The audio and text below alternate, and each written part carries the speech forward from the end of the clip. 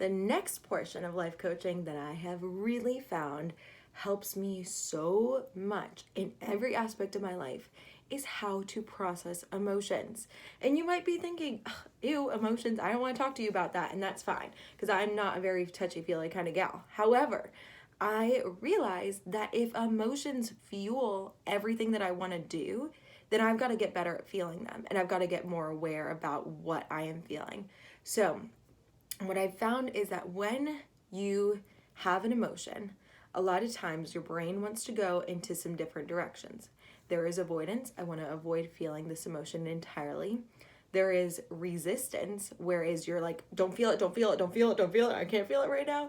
And then there is processing it, which is just allowing it.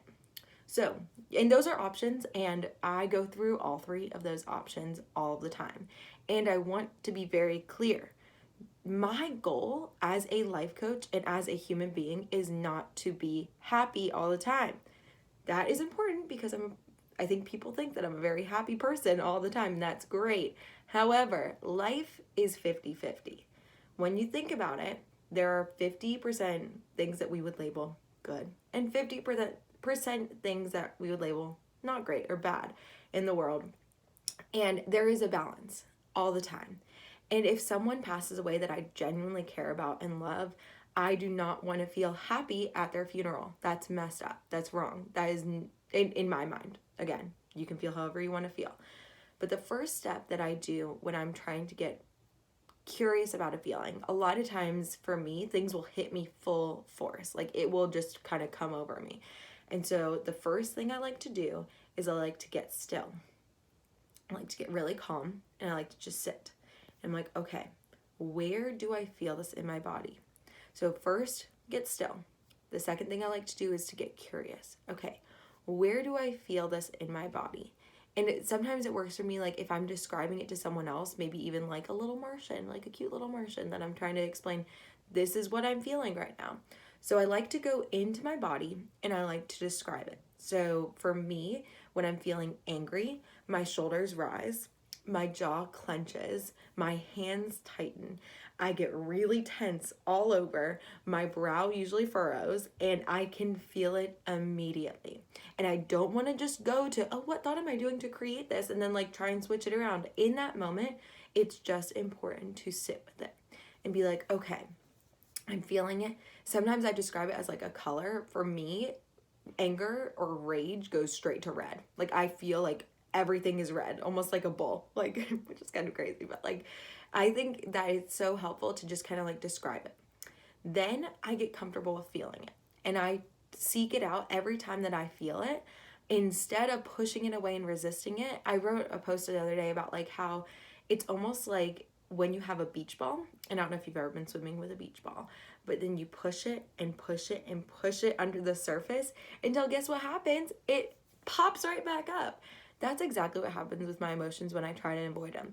If I'm like, I don't want to feel sad right now, I don't want to feel sad right now, I don't want to feel sad right now, it explodes, and then I start bawling at like the mailman coming and delivering the mail. Like it's not great. So instead of just trying to avoid all these emotions, just get curious in your body, feel it all the way through. Fun fact, your body only takes 90 seconds to process an emotion. What? 90 seconds. That's it. All you need to do is take 90 seconds to actually feel an emotion all the way through.